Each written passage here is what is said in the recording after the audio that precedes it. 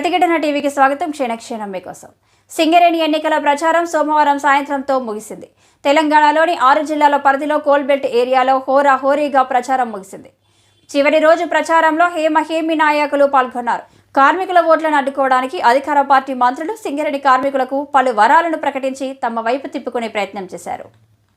మరోవైపు బుధవారం జరిగే పోలింగ్కు సింగరేణి అధికారులు సర్వం సిద్ధం చేశారు.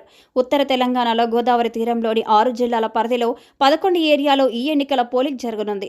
దాదాపు 40,000 మంది ఓటర్లు ఓటు హక్కును వినియోగించుకోనున్నారు. ఈ సంస్థలో ఇప్పటి వరకు 6 పర్యాయాలు ఎన్నికలు జరగగా వీటిలో అత్యధికంగా సిపిఐ అనుబంధ కార్మిక సంఘం ఏఐటియుసి 3 సార్లు, కాంగ్రెస్ అనుబంధ ఏఐటియుసి ఓసారి, బీఆర్ఎస్ అనుబంధ తెలంగాణ బొగ్గుగని కార్మిక సంఘం 2 సార్లు విజయం సాధించాయి. 7వ పర్యాయం జరుగుతున్న ఈ ఎన్నికల్లో కాంగ్రెస్ పార్టీ అనుబంధ కార్మిక సంఘం ఐఎన్టీయూసీతో పాటు బీఆర్ఎస్ అనుబంధ సంఘం, తెలంగాణ బొగ్గుగని కార్మిక సంఘం, సిపిఐ అనుబంధ కార్మిక సంఘం, ఏఐటీయూసీ సంఘంతో పాటు మరో 10 కార్మిక సంఘాలు గుర్తింపు హోదా కోసం పోటీ పడుతున్నాయి. సిఐటియు, బిఎంఎస్, హెచ్ఎంఎస్ జాతీయ సంఘాలు కూడా పోటీలో ఉండి తమ ఉనికిని కాపాడుకోవడానికి ప్రయత్నిస్తున్నాయి.